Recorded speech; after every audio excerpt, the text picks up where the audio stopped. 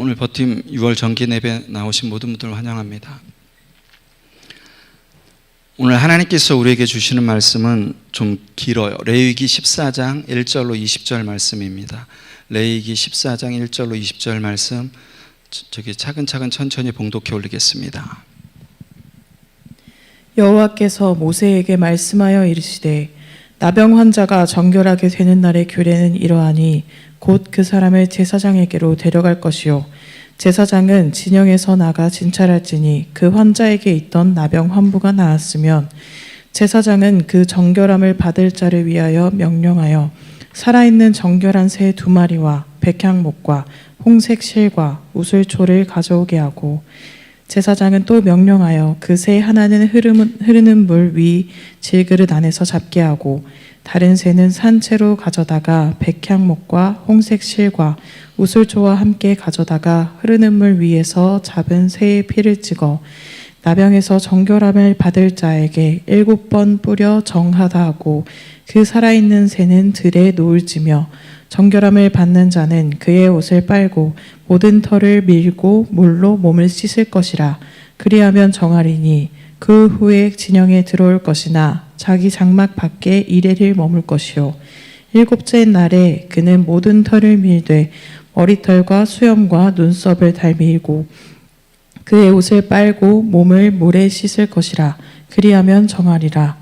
8째 날에 그는 흠 없는 어린 수양 2마리와 1년 된 흠 없는 어린 암양 1마리와 또 고운 가루 10분의 3 에바에 기름 섞은 소재물과 기름 1록을 취할 것이요 정결하게 하는 제사장은 정결함을 받을 자와 그 물건들을 회막 문 여호와 앞에 두고 어린 순양 1마리를 가져다가 기름 1록과 아울러 속건제로 들이되 여호와 앞에 흔들어 요제를 삼고 그 어린 순양은 거룩한 장소 곧 속죄제와 번제물 잡는 곳에서 잡을 것이며 속건제물은 속죄제물과 마찬가지로 제사장에게 돌릴지니 이는 지극히 거룩한 것이니라. 제사장은 그 속건제물의 피를 취하여 정결함을 받을 자의 오른쪽 깃뿌리와 오른쪽 엄지손가락과 오른쪽 엄지발가락에 바를 것이요 제사장은 또 그 1록의 기름을 취하여 자기 왼쪽 손바닥에 따르고 오른쪽 손가락으로 왼쪽 손에 기름을 찍어 그 손가락으로 그것을 여호와 앞에 7번 뿌릴 것이요 손에 남은 기름은 제사장이 정결함을 받을 자의 오른쪽 깃뿌리와 오른쪽 엄지손가락과 오른쪽 엄지발가락 곧 속건제물의 피 위에 바를 것이며 아직도 그 손에 남은 기름은 제사장이 그 정결함을 받는 자의 머리에 바르고 제사장은 여호와 앞에서 그를 위하여 속죄하고 또 제사장은 속죄제를 드려 그 보정함으로 말미암아 정결함을 받을 자를 위하여 속죄하고 그 후에 번제물을 잡을 것이요 제사장은 그 번제와 소제를 제단에 드려 그를 위하여 속죄할 것이라. 그리하면 그가 정결하리라. 아멘. 오늘도 우리가 하나님 말씀 받기 전에 잠시 기도했으면 좋겠습니다. 여러분, 우리는 참 좋은 나라에 살아서 하나님의 말씀을 언제나 아무 때나 내가 원하는 시간에 제약받지 않고 아무 때나 어디서나 읽을 수 있습니다. 그렇지만 그렇지 못한 곳도 있죠. 그죠, 여러분? 우리가 하나님의 말씀이 낭독될 때, 하나님의 말씀이 선포될 때 그 하나님의 말씀이 너무나도 흔한 세상의 어떠한 그 좋은 연설, 또한 좋은 말씀, 또한 성인들의 말씀처럼 받는 경우가 너무나 많습니다. 이 시간도 하나님의 말씀 받을 때 그렇게 기도했으면 좋겠습니다. 지난달 예배랑 똑같이 하나님 이 시간도 하나님의 말씀을 받기 전에 내 마음밭이 옥토밭이 되게 하여 주시옵소서. 이 시간도 아버지 하나님의 말씀을 받을 때 그 어떠한 마귀 사단이 또한 내 마음밭에 하나님의 말씀을 뺏어가지 않도록 지켜주시고 온전히 그 말씀을 듣고 그것으로 끝나는 것이 아니라 아버지 하나님 지정이가 하나가 되어서 하나님 안에서 온전히 삶을 살아갈 수 있도록 몸부림치는 그런 귀한 하나님의 자녀가 되게 해달라고 우리 잠시 하나님 앞에 기도하시겠습니다.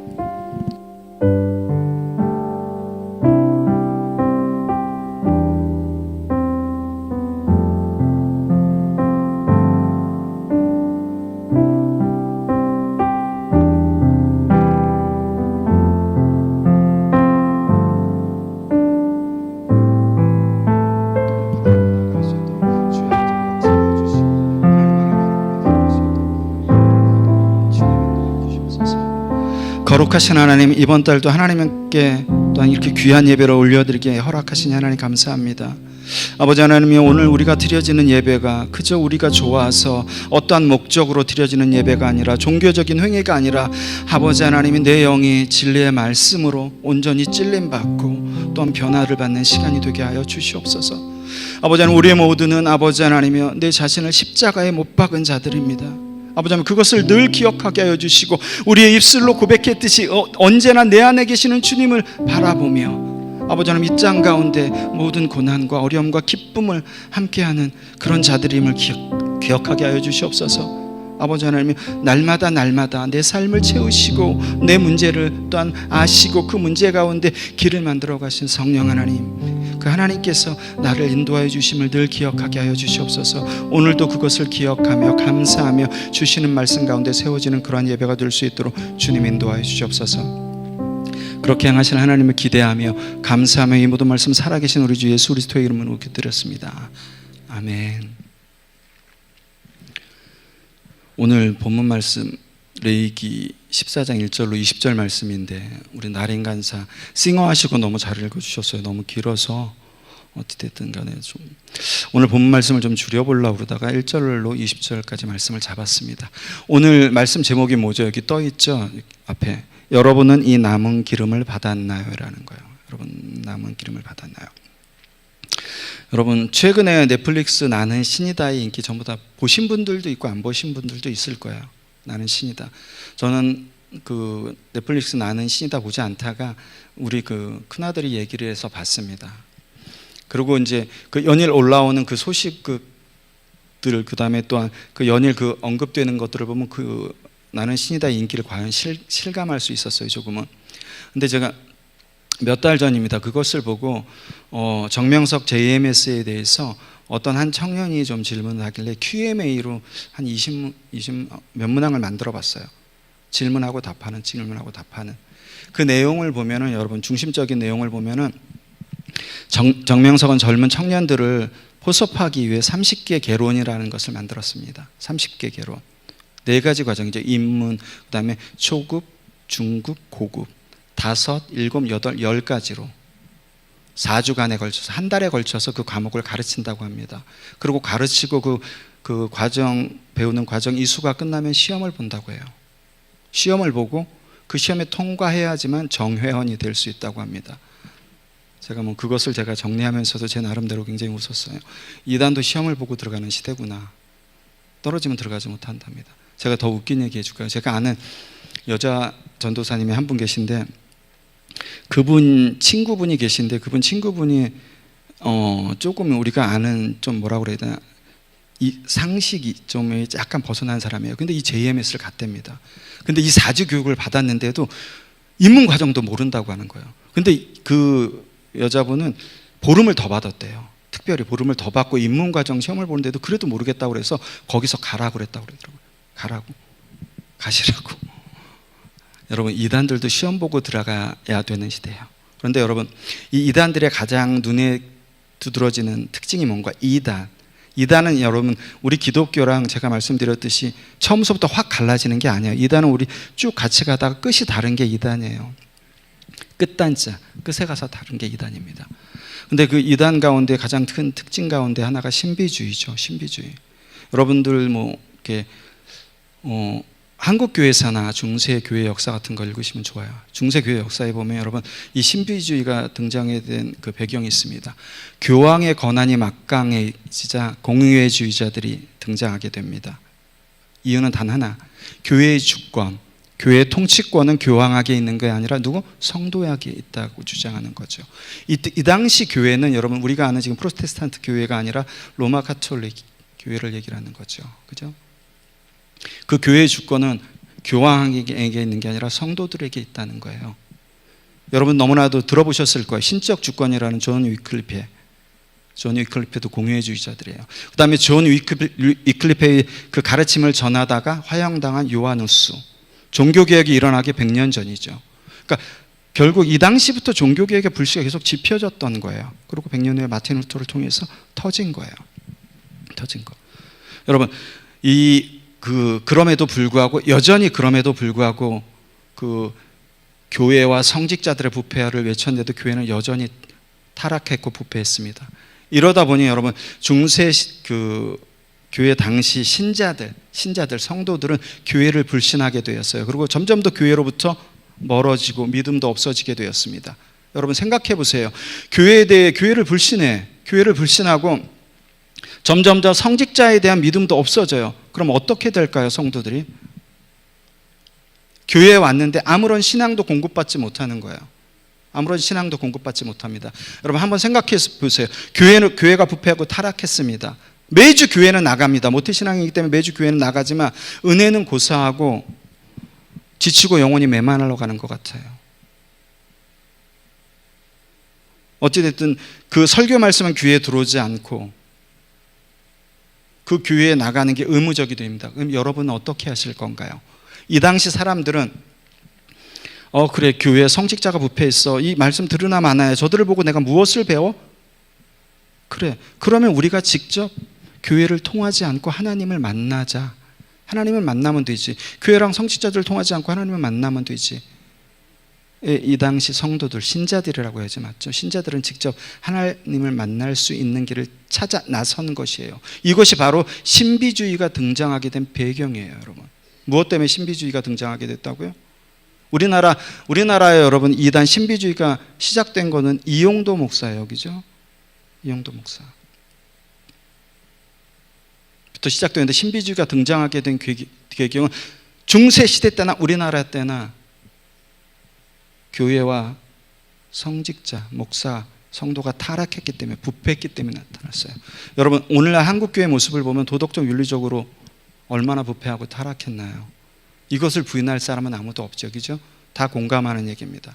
교회로서, 목사로서, 성도로서, 또 직분자로서 여러분 이런 교회의 모습을 보고 이런 목사의 모습을 보고 성도의 모습을 본 새로 교회에 들어온 사람들이 이 기성교회 목사의 모습을 보면 어떻게 될까요? 여러분 그 통계가 있어요. 이단으로 넘어간 사람들 중에 60%인가가 기성교회 성도예요. 이게 몇 년 전 통계지만 60% 이상이 기성교회 성도들이에요. 그 원인이 뭐라고요? 교회 목회자 성도들의 부패와 타락 때문에. 그런데 여러분 기억하셔야 될 것은 오늘날 한국교회 부패와 타락은 중세시대 때 그렇게 썩었다고 하는 로마 카톨릭보다도 더 썩었어요, 여러분.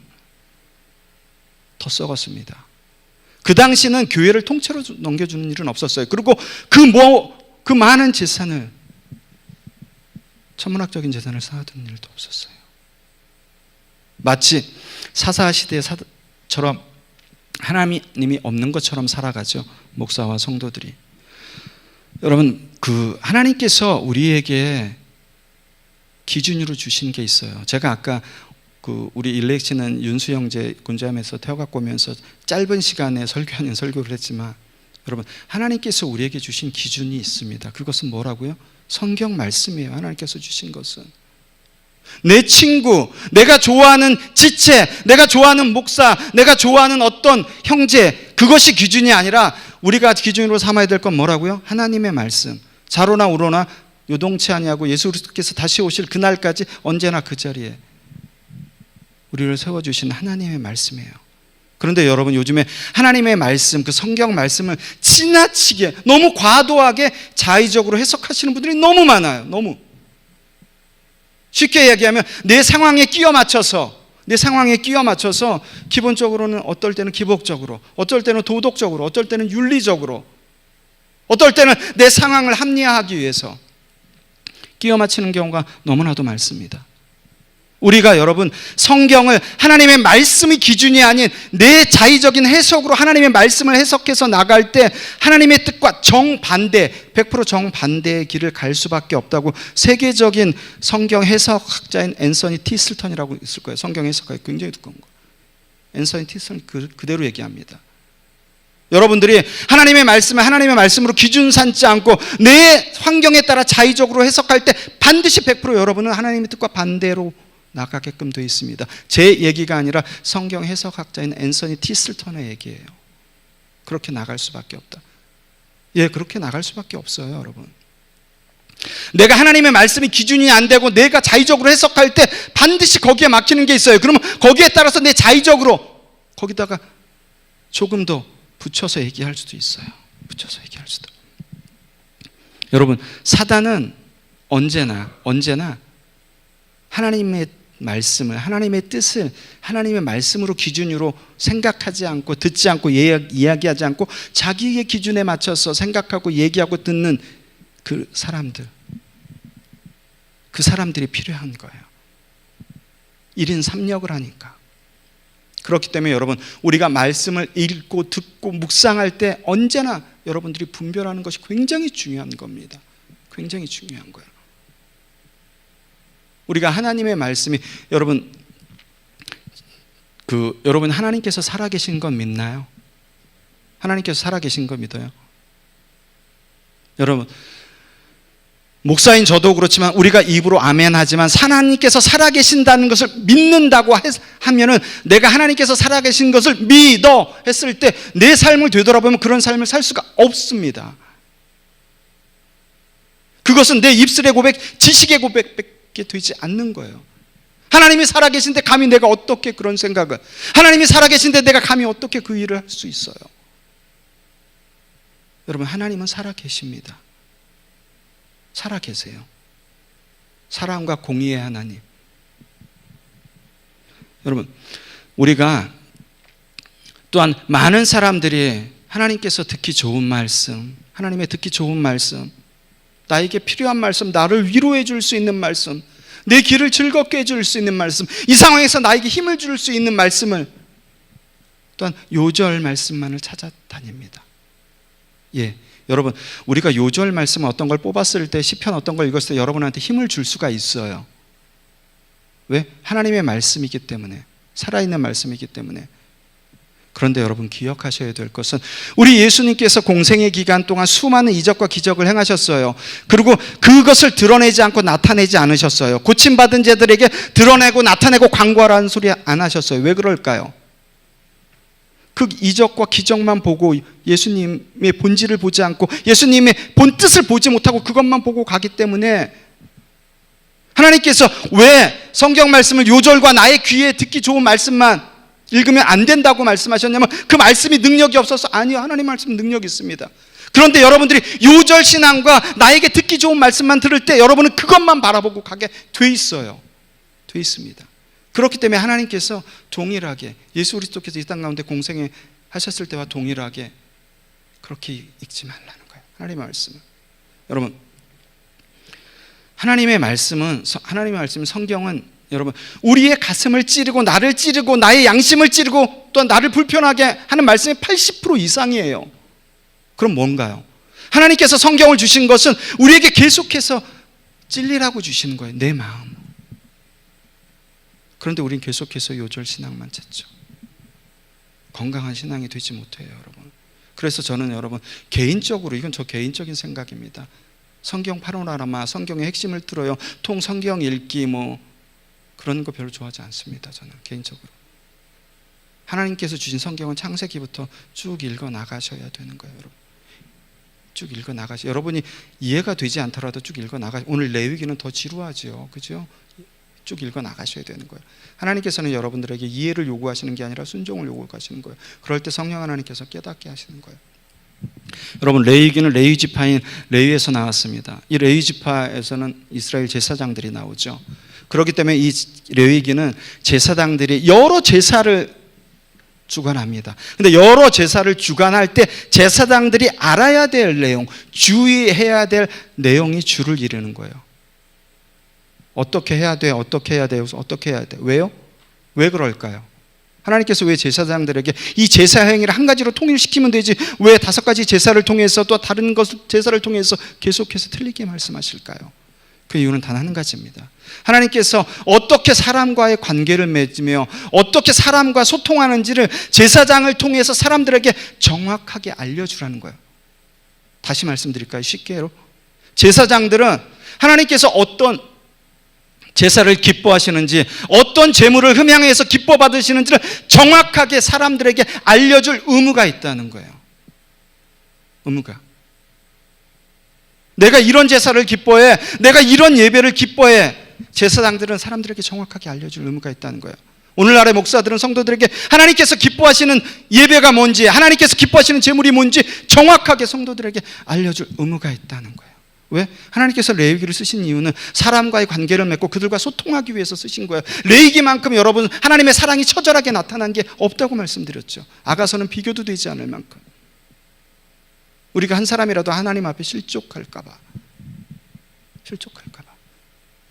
여러분, 레위기 1장 4절로 5절, 우리 성경책 있으면 다 같이 합독하시겠습니다. 레위기 1장 4절로 5절. 레위기 1장 4절로 5절. 성경책 갖고 오신 분이 있네요, 자매분.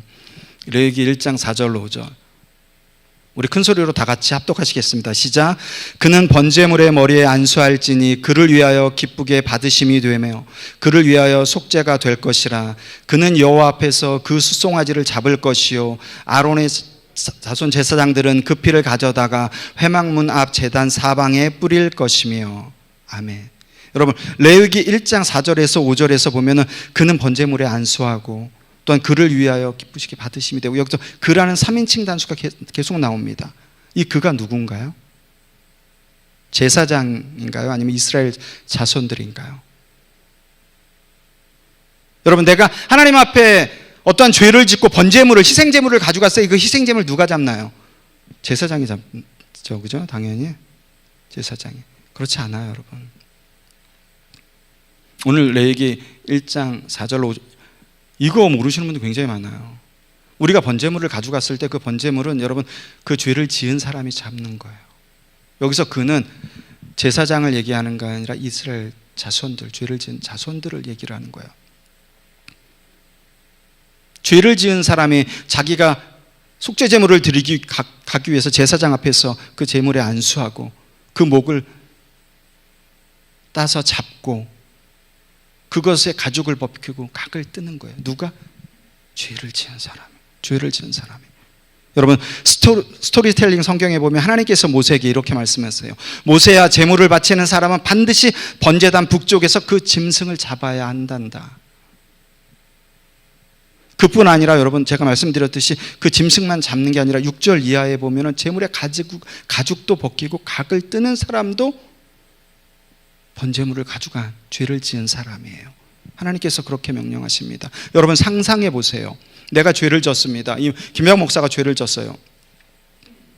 하나님 앞에 속죄하러 나갑니다. 제물을 가지고. 그리고 제사장 앞에서 안수하고 그 양의 목을 따서 잡습니다. 여러분, 그냥 이렇게 목을 따더라도 그 피가, 살아있는 생물의 피가 튀어요, 여러분. 하나님 앞에서 그 번제물을 잡을 때 얼마나 많이 그 사람한테 얼굴과 옷에 온통 피가 튀었을까요? 죄의 싹슨 죽음이기에 하나님 앞에 온전히 자기 죄를 대신해서 희생제물을 자기 대신해서 드리는 거예요. 자기가 죄를 졌는데 희생제물을 죽이고 그 희생제물에 각을 뜨고 가죽을 벗겨서 그렇게 제사장 앞에서 드리고 제사장이 그 피를 번제단에 뿌리고 그렇게 완전히 너덜너덜하게 집으로 투벅투벅 걸어옵니다. 걸어와서 씻고 앉습니다.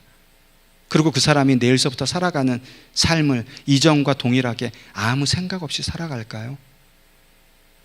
그렇게 자기 몸에 온몸에 피를 튀기면서 그 살아있는, 내 대신 살아있는 생물을 죽이고 가죽까지 벗기고 각을 떴는데 그렇게 한 사람이 그것을 씻고 다음날 삶을 살아가는데 아무 일도 없었다지 그냥 살아갈까요? 그렇게 했던 사람이 하나님 앞에 예배 드리는데 이전과 동일한 예배를 드릴 수 있을까요? 저는 절대 그렇지 않다고 생각해요. 하나님께서 레위기를 통해서 네가 죄를 졌으니까 갖고 온 희생제물 네가 잡아라고 하신 이유가 바로 저는 거기 있다고 생각해요. 거기 있다고. 내가 그런 모든 것을 겪으면서 내 죄로 인하여서 그렇게 살아있는 생물을 죽이고 온몸에 피 범벅이 됐는데 상상하기도 싫게 가죽까지 벗기고 각을 떴는데 내가 동일한 죄를 또 다음날 똑같이 지을 수는 있어요. 그런데 이전처럼 쉽게 지을 수는 없다는 거예요. 없다는 거예요. 여러분, 우리가 예수 그리스도께서 십자가에서 죽으심으로 말미암아 우리는 모두 다 죄 사함을 받았습니다. 예전처럼, 구약처럼 만약에 하나님께서 오늘날 2023년 살아가는 사람들도 모조리 다 희생 제물로 죄를 대속하게 하셨으면 어떻게 될까요? 여러분, 지금 같은 상태로 살아가시지 않았을 거예요. 이 김병무 목사도 그렇고 절대 그렇게 살아가지 않았을 거예요. 않았을 겁니다. 하나님께서 그렇게 하신 이유가 전 거기 있다고 생각해요. 여러분, 우리가 예배 드리는 가장 중요한 목적이 뭔가? 여러분, 여기 오늘 왜 오셨나요? 찬양단의 찬양을 듣기 위해서? 여러분, 각자 섬기는 지교회에 갔을 때 예배 왜 드리시나요? 성가대에 웅장한 찬양, 성가를 듣기 위해서? 어떤 장로님의 대표 기도가 멋있으니까? 헌금을 내기 위해서? 여러분, 예배를 왜 드리시나요? 여러분, 요즘에 굉장히 많이 희석이 되고, 그 하나님의 말씀이 굉장히 많이 너무 프리하게 해석이 돼요.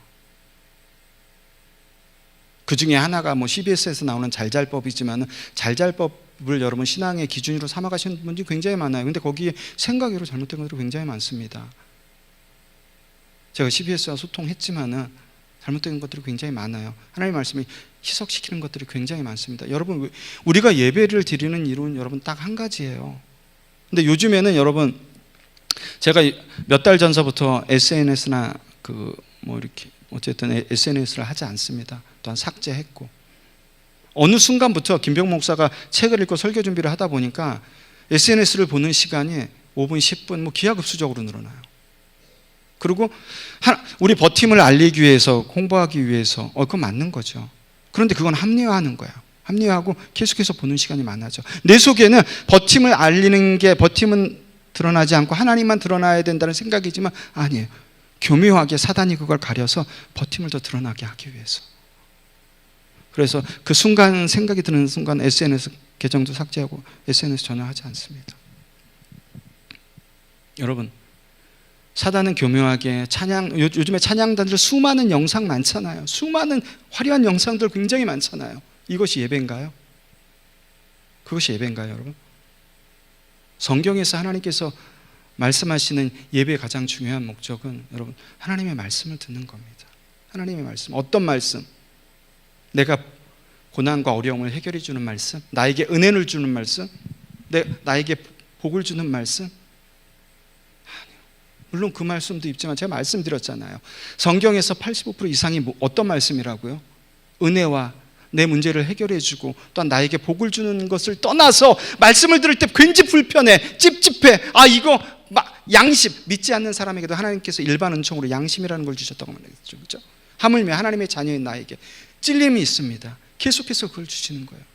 여러분, 우리가 예배 가운데 가장 중요한 것은 하나님의 말씀인데, 하나님의 말씀이 왜 중요하냐면, 오늘 제가 본문 레위기에 택했던 거, 죄를 지은 사람이 번제물을 드리러 가요. 온갖 모든 과정 가운데 번제물을 드리고 피 범벅이 돼서 집으로 돌아옵니다. 그런 사람이 똑같은 하나님의 말씀을 읽을 때 이전과 동일하게 받을까요? 그렇지 않아요. 하나님의 말씀이 예배 가운데 가장 중요한 것은 여러분의 심령을, 폐부를 찌르기 때문에, 여러분의 마음을 돌이킬 수 있는 능력이 있기 때문에.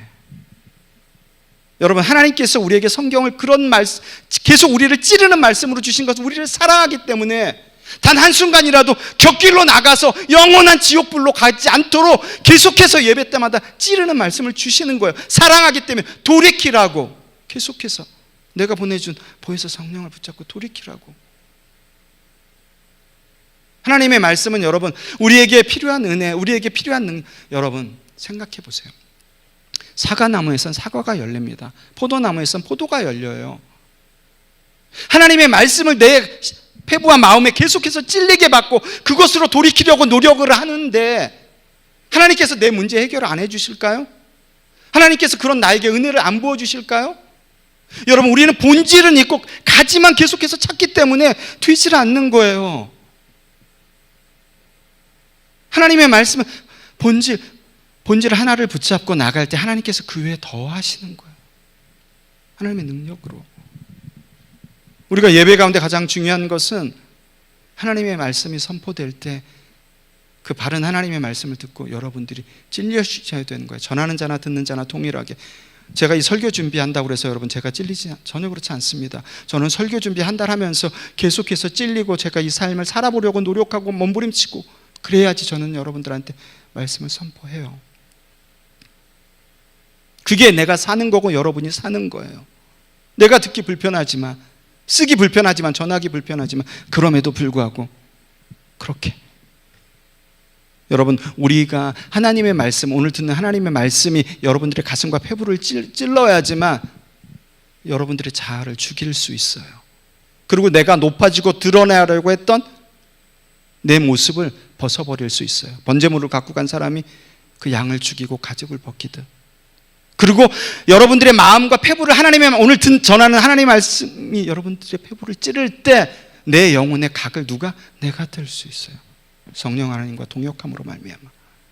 그렇게 될 때 여러분은 하나님께서 가장 기뻐하시는 예배를 드리는 것이며, 바울이 얘기했던 것처럼 여러분의 몸을 거룩한 산 제물로 드리는 거예요. 누구에게? 하나님 앞에. 하나님 앞에. 여러분, 디모데후서 4장 3절. 디모데후서가 뭐죠? 목회서신서예요. 그죠? 바울이 목사에게, 디모데에게 이렇게 목회하면 안 되라고 하는 거예요. 디모데후서 4장 3절, 쉬운 성경으로 제가 읽어드릴게요. 사람들이 참된 진리를 들으려고 하지 않고 오히려 자기들의 귀를 즐겁게 해주며 마음에 드는 말만 하는 선생들을 찾으려 하는 때가 반드시 올 거야. 그러니까 디모데야, 그렇게 하지 말라고 하는 거예요. 디모데후서 4장 3절에. 그 말이 틀렸다는 거죠. 그죠? 그렇게 전하면 안 된다는 거죠. 사람들이 그냥 기쁘게 왔다가 어떠한 그냥 만족감을 얻고 가는 예배는 어떻게 보면 좀 심하게 얘기하면 안 된다는 거예요, 여러분. 내 자신을 되돌아보고 내 가슴을 치면서 하는 예배가 하나님께서 기뻐하시는 예배라는 거야, 여러분. 기뻐하시는 예배라는 거예요. 우리가 여러분 맨날 말씀을 이렇게 듣고 신앙생활을 이렇게 하니까 10년, 20년, 30년이 돼도 내 신앙이 제자리고 천국에 갈 확신조차 안 되는 거예요. 그리고 그렇게 주님 만나기 원하면서 무슨 병 걸리면 살려달라고 애걸복걸하고 죽어야지 하나님 만날 거 아니에요. 주님 품에 갈 거 아니에요, 여러분. 여러분이 하나님의 말씀이 지금부터 여러분이 하나님 앞에 서는 그날까지 하나님의 말씀이 여러분의 폐부와 마음을 계속해서 찌른다고 한다면, 감히 김병문 목사가 말씀드릴게요. 여러분이 하나님 앞에 서는 그날 그것이 두려워지지 않고 기쁨과 초대교회 성도들처럼 소망하는 날이 될 거예요. 여러분, 그렇게 되어야 되잖아요. 우리 하나님의 자녀잖아요. 죽기 싫어서 아둥바둥 하는 것보다 죽음의 날, 하나님 앞에 서는 그날이 날로 가까워질 때 그것이 기쁨과 소망이 되어야 되잖아요. 이 땅 가운데서 열심히 일했을 때 늘 그러잖아요. 병무야 수고했다. 우리 주님께서 안아주시는 그날 바라보면서 하는 거잖아요. 그날이 여러분 멀지 않습니다. 곧 올 거예요. 곧 올 겁니다. 곧 올 거. 이 땅 가운데서 천년만년 사는 게 아니에요. 여러분, 그 사람이 속죄 제물을 뜰 때 제사장은 그 옆에서 가이드 역할을 했어요. 모든 그 사람이 틀리지 않도록 가르쳐주고 그 사람이 올바로 하나님 앞에 희생 제물을 드릴 수 있도록 가이드 역할을 했어요. 여러분, 그런데 지금은 어떻게 되나요? 지금 수많은 목사님들 말씀 선포가 어떻게 되나요? 성도들의 마음과 또한 폐부를, 그 영혼과 각을 뜰 수 있도록 돕나요? 저는 그렇게 보지 않습니다. 성도들의 마음과 그 영혼의 각을 뜨도록 돕기는커녕 계속해서 더욱더 죄를 쌓아가도록 만들어요. 더욱더 죄를 쌓아가도록. 자기만 하나님 나라에 못 들어가면 되는데 결국 자기도 하나님 나라에 들어가지 못하고 수많은 매 예배 때마다 사랑하는 성도 여러분, 사랑하는 성도 여러분, 사랑하는 성도 여러분이라고 그렇게 립서비스를 하면서도 그 사랑하는 성도들까지 모조리 지옥으로. 굉장히 무서운 말씀입니다. 굉장히 무서운 말씀이에요. 하나님께서 목사로 세우시고 주의 종으로 세우신 것은 내 어떠한 유익과 내 목회적 야망을 이루라고 세우신 게 아니라 맡겨주신 양들을 하나님의 말씀으로 마음과 영혼의 각을 뜰 수 있도록 가르치라는 거예요. 가르치라는 거예요. 그래야지 하나님 앞에 온전히 설 수가 있으니까. 여러분, 오늘 나병 환자에 대한 얘기지만은 오늘 레위기에서 나오는 나병 환자는 우리가 알고 있는 한센병, 문둥병이랑 틀린 거예요, 여러분. 오늘날 한센병, 문둥병은 뭐 피부가 녹아져 내리는 거지만 이 당시 한센병은 피부병, 어떤 습진, 건선 이런 모든 피부병까지 통틀어서 나병이라고 그랬어요. 모든 피부병까지 통틀어서 나병이라고 그랬습니다. 이 나병 환자가 갖춰야 될 정결 예식에 대해서 얘기한 거예요. 여러분, 저와 여러분들 지금 육신은 멀쩡하죠. 그런데 여러분, 저와 여러분들 모두 다 영적인 나병 환자들입니다. 저도 하나님 앞에 이 설교를 쓰면서 철저히 고백했어요. 김병 목사, 너도 똑같이. 여러분, 저와 여러분의 신앙과 믿음은 50보 100보예요. 여러분, 50보 종이 한 장 차이입니다. 목사라고 해서 더 나을 거, 더 못하는 경우가 수두룩해요. 더 못하는 경우가. 영적인 나병 환자로서 그것을 알게 하고 깨닫게 하신 하나님께 너무 감사했습니다. 그리고 여러분들도 영적인 나병 환자예요.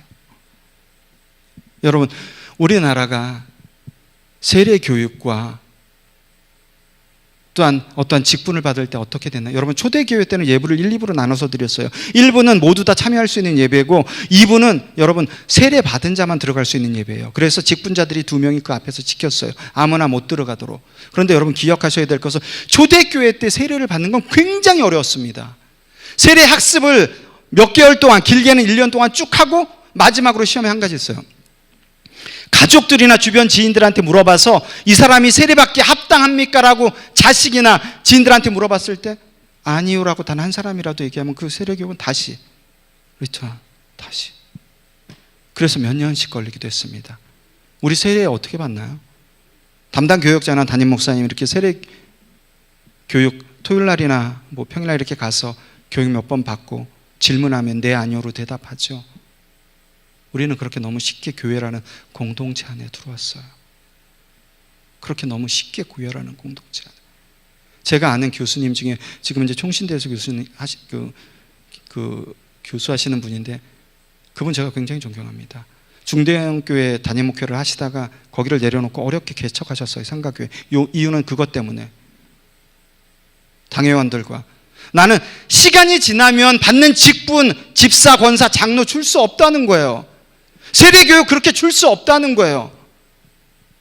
아니, 그렇게 직분 받고 그렇게 세례 받을 거면은 왜 하나님을 믿냐는 거예요.